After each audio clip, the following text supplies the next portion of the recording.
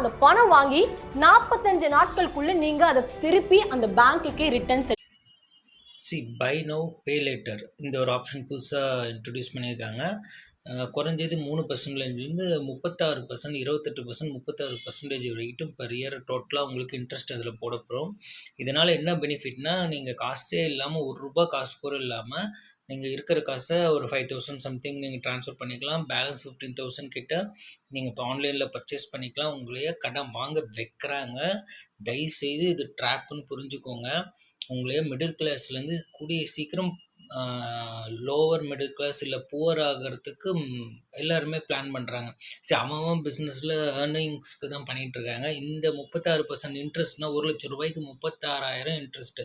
நீங்கள் எப்போ எதுக்கு வாங்கினீங்க, எதுக்கு செலவு பண்ணீங்க ஒன்றுமே தெரியாது.